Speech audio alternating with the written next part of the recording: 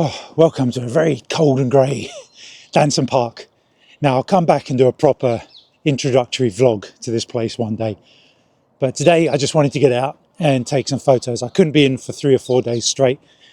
The weather's been really grey and drizzly. It was a little bit drizzly when I came out today, but I chanced it.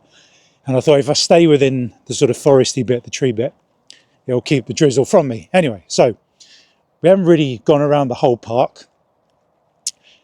I'll just quickly say, parking's free. There's a good restaurant, the stables.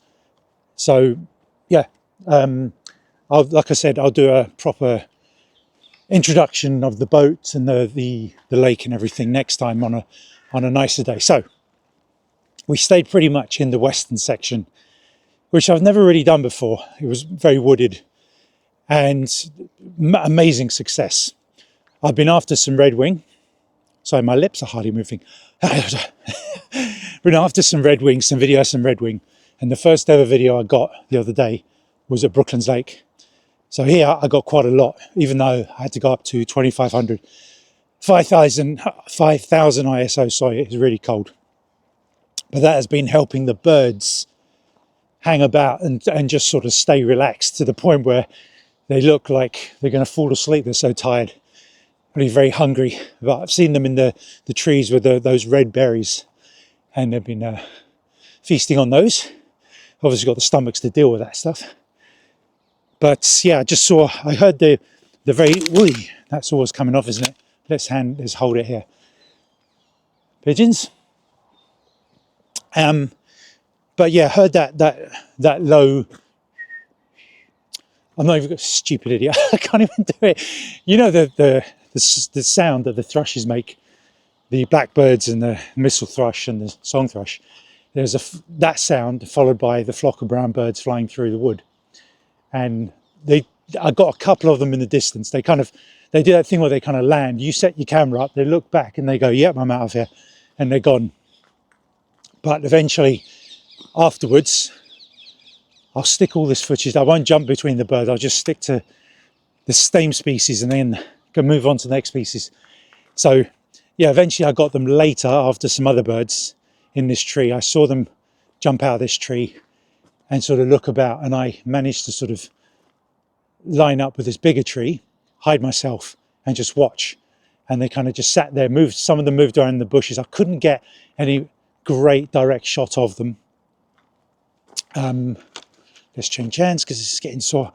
I've hurt my hand somewhere. It might have been from editing all those Kuala Lumpur videos and the Vietnam videos. The computer is really, it's like carpal tunnel, although I'm not getting the numbing. So, so I just had to drop everything for a second there because a green woodpecker let me get relatively close. I only got it sticking its head up and down and it was feeding. I just talk about that now and throw it in. Yeah, I'm on this path here, if you know it. If you've been here before, it was just feeding by this tree. It let me put all my stuff down.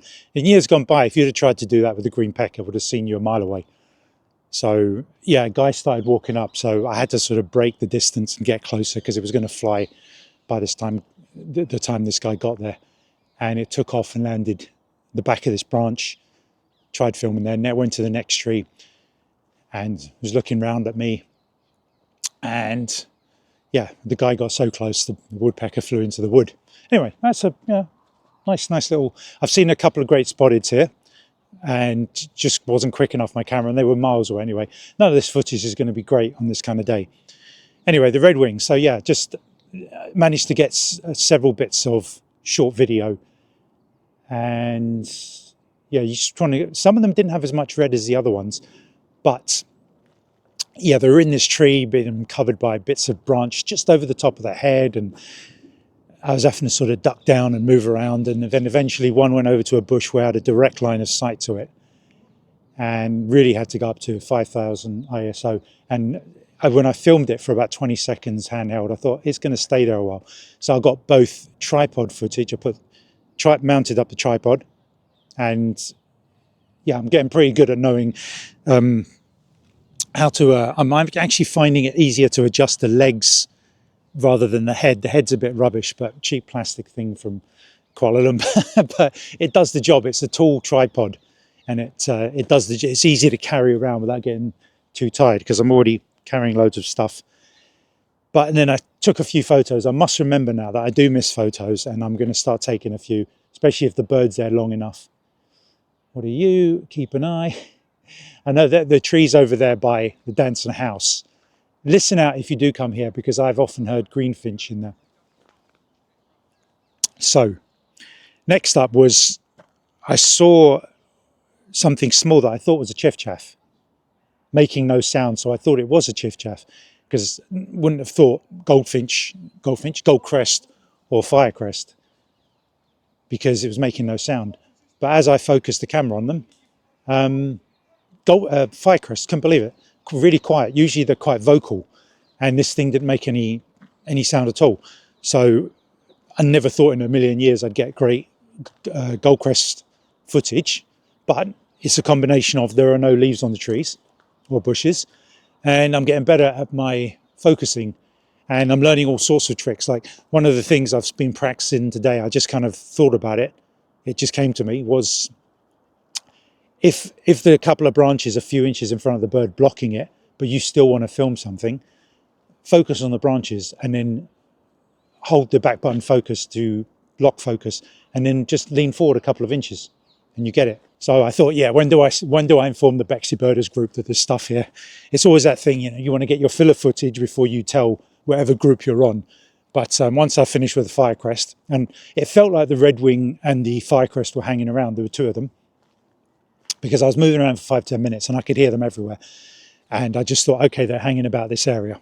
So told the group where to come, but I don't think a lot of them know to come here. Most of them, when they come to this area, they go straight for the lake.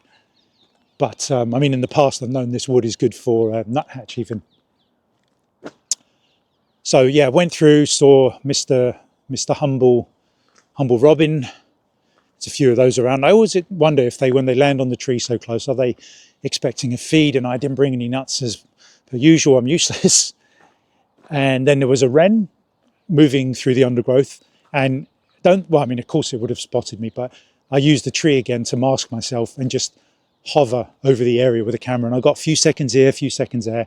It was going into the dark, into the light.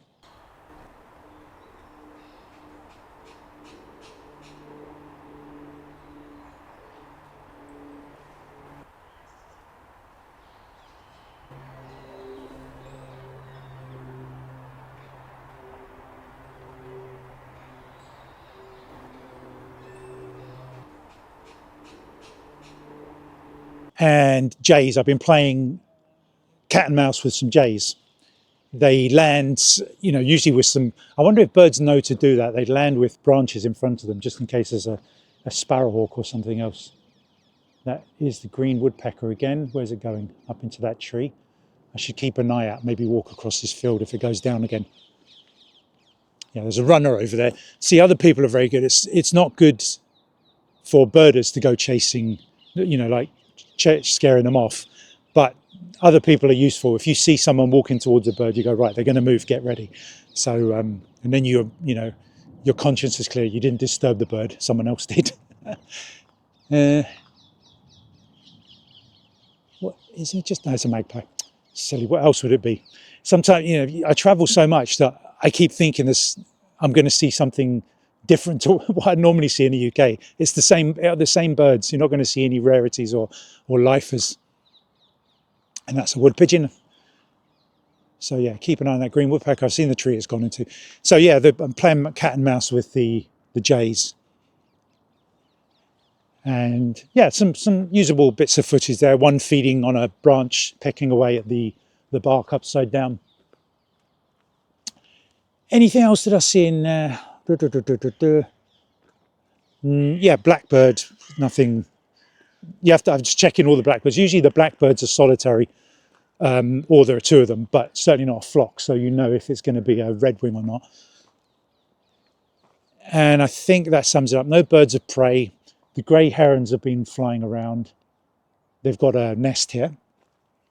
And I briefly saw the grey wagtail, but couldn't get my camera up fast enough to capture it. But a really nice little day. I mean, you know, actually, funny thing is with what I do, I film in this kind of condition, these kind of conditions, and the higher ISO filming is better. But it just goes to show. I mean, there's almost no wood now or forest that I go into that I do not hear a gold or firecrest. So listen for them. Go to YouTube, learn their calls, and listen. They are there. Surprisingly, like every time I go to one, very rarely that I don't hear one. Hope you enjoyed.